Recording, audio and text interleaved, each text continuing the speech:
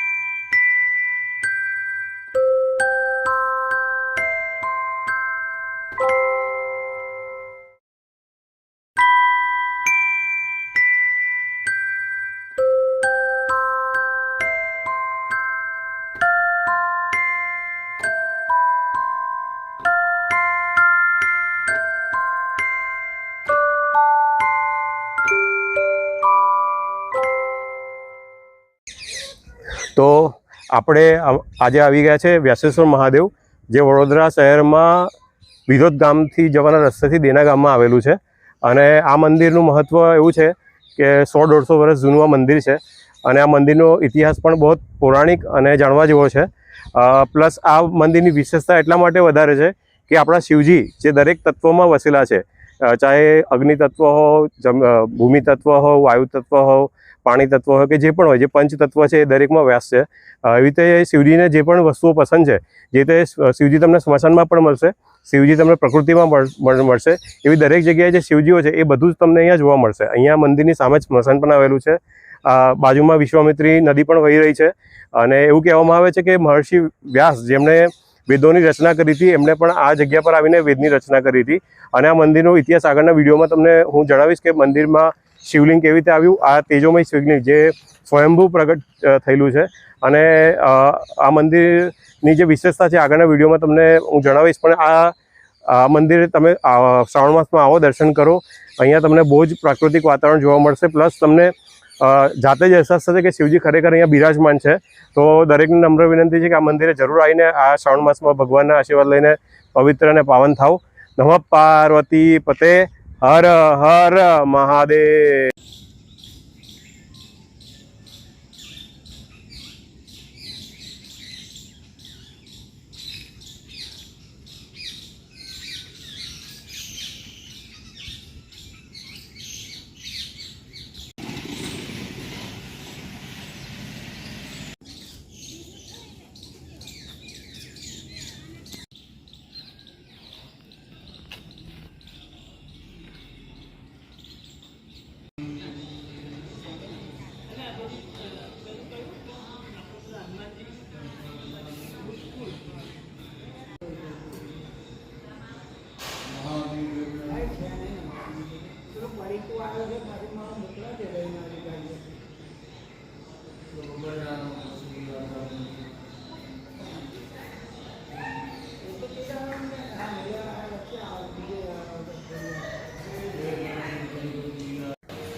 મંદિર પરિસરમાં ગણપતિજી, નંદીજી, હનુમાનજી, કાર્તિક સ્વામી અને વાઘેશ્વરી માતાજીના અલૌકિક અને પાવન દર્શન થાય છે.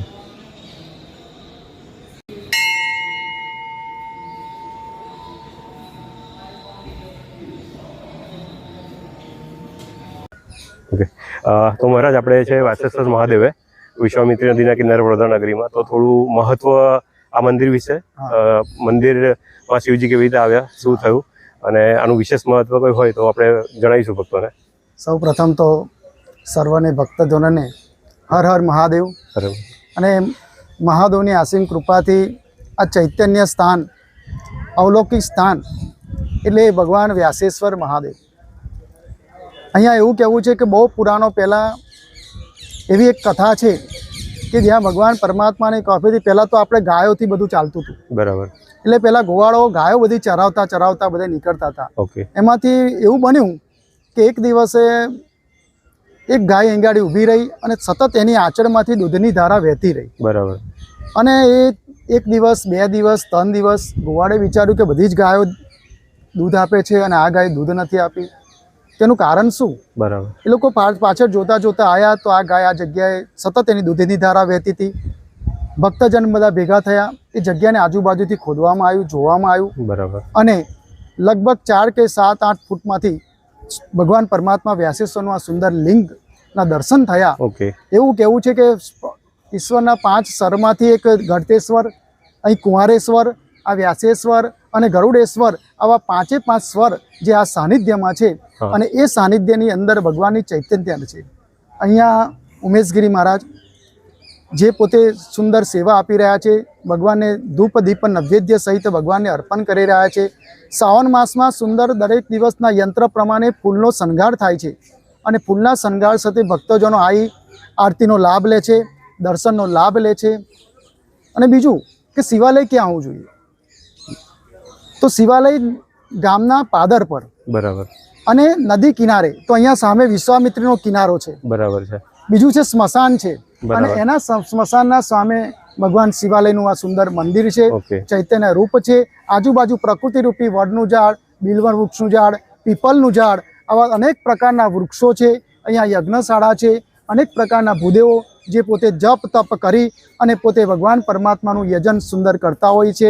તો વડોદરા નગરી ગામજન દરેક આવા શ્રાવણ માસ પવિત્ર માસ મળ્યો છે. તો આવા શ્રાવણ માસના પવિત્ર માસના દિવસે ભગવાન પરમાત્માના સાનિધ્ય, વ્યાસેશ્વરના સાનિધ્યમાં આવી આપણા પરિવારનું, સનાતન ધર્મનું, વિશ્વ માટે આપણે ભગવાન પરમાત્માને પ્રાર્થના કરીએ. કોઈ એક પ્રાર્થના કરે એનાથી જ કશું ચાલે નહીં, પણ સનાતન ધર્મ સાથે મળી અને આવો સુંદર લાભ મળ્યો છે. તો યજન કીર્તન કરી અને આવા સુંદર સાનિધ્યને આવી અને આપણા અને આપણા પરિવારનું કલ્યાણ કરે. દરેકને હર હર મહાદેવ. સનાતન ધર્મ કી જય. ભારત માતા કી જય. ઓમ નમઃ શિવાય. નમઃ પાર્વતી પતે. હર હર મહાદેવ. ધન્યવાદ મહારાજ.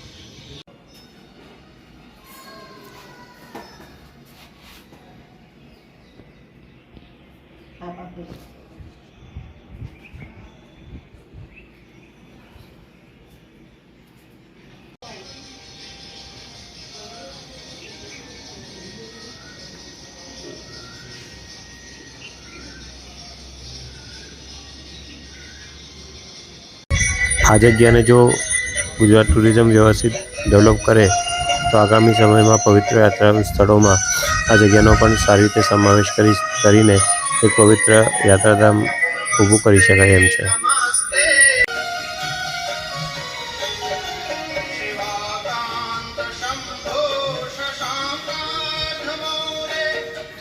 જય બોલે મહારાજ. જય બોલે. તમે આજે ભગવાનનું સ્થાપન કર્યું છે ઓકે. અને શ્રાવણ માસ નિમિત્તે પૂજા કરી રહ્યા છે, તો એનું મહત્વ અને આપણે કેમ કરી રહ્યા છે અને તમે શું કેવી રીતે ભગવાનની પૂજા વગેરે કરો છો એ જરા ભક્તોને જણાવશો? સૌ પ્રથમ તો ભગવાન મહાદેવના ચરણોમાં કોટી કોટી વંદન. જય બોલે. ઓમકારમ બિંદુ સંયુક્તમ નિત્યમ ધ્યાયાંતિ યોગિન કામદમ મોક્ષદમ ચૈવ ઓમકારાય નમો નમઃ. મૂળ મંત્રની અંદર જ આપણે કહ્યું છે કે ઓમકારની અંદર સર્વસ્વ સમાયેલું છે, અને એ જ્યારે ઓમકારની અંદર સર્વસ્વ સમાયું હોય અને એવા પવિત્ર શ્રાવણ માસની અંદર આમ જોવા જાઓ તો દરેક દેવોના કોઈના માતાજીના 9 દિવસ હોય, ગણપતિના 10 દિવસ હોય, પણ જ્યારે મહાદેવના તો આખો મહિનો એનું યજન કીર્તન થતું હોય. તો સુંદર એવા વ્યાસેશ્વર ભગવાનના સાનિધ્યની અંદર વિશ્વામિત્રીના નદીના કિનારે, અને અમે સામે સ્મશાન છે, ત્યાંથી તમે આમ જોવા જાઓ તો ટ્રાયએંગલ પડીને યંત્ર પડે છે. અને આવી સુંદર પ્રકૃતિરૂપી છાયાની અંદર અહીંયા જે વૃક્ષો છે, ભગવાને પ્રકૃતિ ખૂબ વાલી છે. ઈશ્વરને ક્યાં તમે ખોરશો? ઈશ્વરને તમે ક્યાં જોશો? તો ઈશ્વરને જોવા માટે, ઈશ્વરને પારખવા માટે એ પ્રકૃતિના ચરણમાં જશો તો ભગવાન પરમાત્મા તમને ત્યાં કંઈક તમને અનુભવ કરાવશે. આ જગતનું એક સત્ય છે. આપણા ઋષિમુનિઓ કેટલાક વર્ષોથી ત્રેતાયુગ, દ્વાપરયુગ, સતયુગની અંદર તમે જ્યાં જોયો છે ત્યાં કોઈએ પોતાની મઢ નથી બનાવી, વૃક્ષોની નીચે ઉપાસના કરી છે. અને મહાદેવ પણ સાક્ષાત હિમાલયની અંદર પણ ઉપાસના કરી છે. તો આવા સુંદર અવસરની સાથે આજે આપણે આ સાનિધ્યમાં આવ્યા છે. અને સાનિધ્યની અંદર વ્યાસેશ્વર ભગવાનના સન્મુખ અહીંયા યજ્ઞશાળા છે. યજ્ઞશાળા એટલે 4 સ્તંભ નહીં, ઋગ્વેદ, યજુર્વેદ, સામવેદ અને અથર્વવેદ, અને એના મધ્ય બિંદુની અંદર ભગવાન પરમાત્મા પોતે વ્યાસેશ્વર ભગવાનના સાનિધ્યની અંદર ચિંતામણી પાથેશ્વર. પાથેશ્વરનો અર્થ થાય છે કે શરીર, એટલે આપણું જે શરીર છે એ પાર્થિવ દેહ છે, અને અંતે પાર્થિવ દેહ ભગવાન પરમાત્મા નારાયણના ચરણમાં જવાના છે.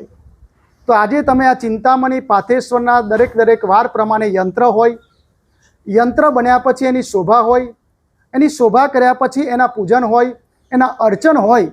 તો આવા પવિત્ર શ્રાવણ માસની અંદર વડોદરા નગરીના, આજુબાજુના ગામ નગરીના દરેક ભક્તો પોતાની શ્રદ્ધા ભાવના લઈ અને આવા સાનિધ્યમાં આવી સુંદર ભગવાનનું યજન કીર્તન કરી.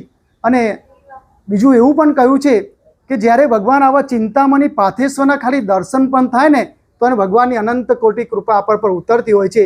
અનેક જન્મોના આપણા પિતૃઓ જો કોઈ ઋણમાં હોય તેવા પાથેશ્વર ચિંતામણીના દર્શન કરવાથી પણ આપણને ભગવાન પરમાત્મા પરમ કૃપા પ્રાપ્ત કરાવતા હોય છે. આજનો સમય બહુ, અત્યારનો જે હાલમાં જે સમય ચાલે છે, દેશ વિદેશથી માંડીને બહુ કટોકટીનો સમય ચાલી રહ્યો છે, જેમાં સૂર્ય અને મંગળની અનેક પ્રકારની ઓરાઓ છે. જે અગ્નિ તત્વથી ભય છે, જલ તત્વથી ભય છે, અને આવા ભયની અંદર આપણને બધાને સુંદર આવો પવિત્ર શ્રાવણ માસ મળ્યો છે. તો આવા શ્રાવણ માસની અંદર આવા ભગવાનના યજન કીર્તન કરી આ સાનિધ્યની અંદર આવ્યા છો તમે. પાછળ મેં લગાવ્યું છે દ્વાદશ જ્યોતિર્લિંગનું. કદાચ કોઈને દ્વાદશ જ્યોતિર્લિંગના નામ ન ખબર હોય તો દ્રષ્ટિ કરે તો એ પણ એને બધા જ્યોતિર્લિંગના દર્શન થાય, એના નામ પણ એને ખબર પડે. એની સાથે પાર્થિવ શિવલિંગ, અને અહીંયા સાક્ષાત સવારથી માંડીને કન્ટિન્યુઅસ ભગવાનનો અભિષેક ચાલતો હોય છે, રુદ્રી ચાલતી હોય છે. વિશિષ્ટ બ્રાહ્મણો સાથે પૂજન અર્ચન કરતા હોઈએ છીએ. તો આવો સુંદર લાભ વડોદરા નગરી તથા દરેક ભક્તોજનને મળે અને આવા સાનિધ્યમાં આવી અને ભગવાનના દર્શન કરે અને દરેકનું કલ્યાણ કરે. દરેકનું કલ્યાણ થાય એટલે વિશ્વનું કલ્યાણ થાય, વિશ્વનું કલ્યાણ થાય એટલે સર્વસ્વનું કલ્યાણ થાય. અને ભગવાન ભોળોનાથ છે, આ તો ચપટી ભભૂત મેં ખજાના હે કુબેર કા, આ તો એ દેવ છે. તેના સાનિધ્યમાં આવી દરેક ભક્તો દર્શન કરજો. દરેકને ભગવાનની મારી શ્રાવણ માસની ખૂબ ખૂબ શુભકામના.